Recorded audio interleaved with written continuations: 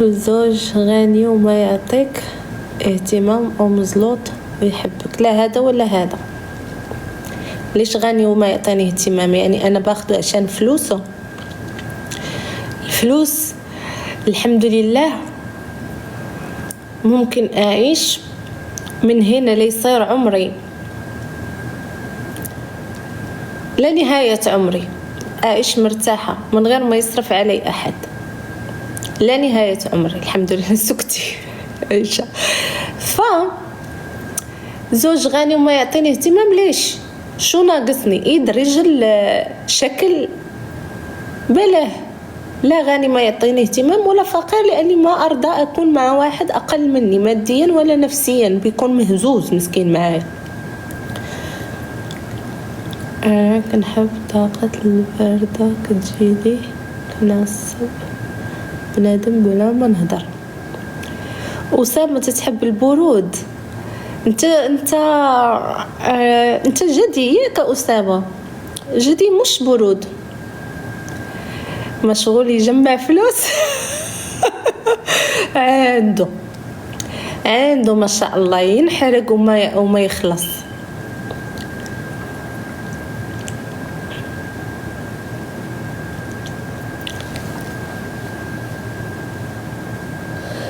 تدرون فيني طبع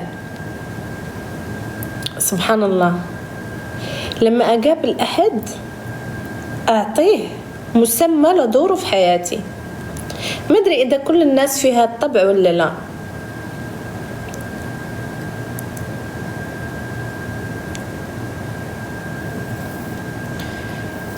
هم شغل يجمع فلوس، يشغل في الفلوس لا يتزوج والله. مواصفات أقعد الحين أبربر لكم، ما راح أقول لكم مواصفات شريك حياتي. اصبروا أعدل الجلسة، لأنه شريك حياتي يستحق أني أكون جلسة حلوة، عشان إذا شاف الفيديو معانا شاف البنت معانا يعرف مواصفاته. يكون عاقل رزين ثابت في كلامه، ما يغير. ما أحب الرجال اللي يغير رأيه كل ثانية. ذو سلطة، كاني بديت أعطيكم المهم. ذو سلطة، قائد ولا يقاد، صارم في اتخاذ القرار، يعني إذا اتخذ قرار ما يرجع فيه. وشو بعد؟ مظهر جميل، الله جميل ويحب الجمال.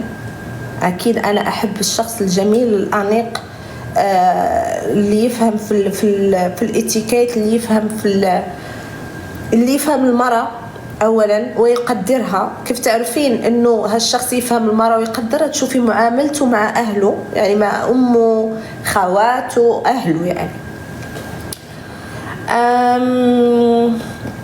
غير كده اصبروا. قلت لكم قائد صح؟ ولما يجي يتخذ قرار يتخذه بتأني. ما أحب الشخص اللي يتخذ قرارات بسرعة، يتخذه بتأني حتى لو يكلفوا الموضوع سنين، ما عندي مشكلة. كفلت صعبين أكتر. مين قال لكم يعني هو ضايع؟ نعطيك سؤال واحد جاوبي بلا كذب، والله تنجاوب. قائد في الأفكار، يعني يقود.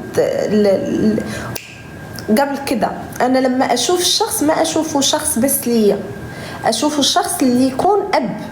الأبوة لازم يكون فيه صفات معينة، يكون حنون طيب، يعرف يتعامل، يعرف كيف يعامل الناس،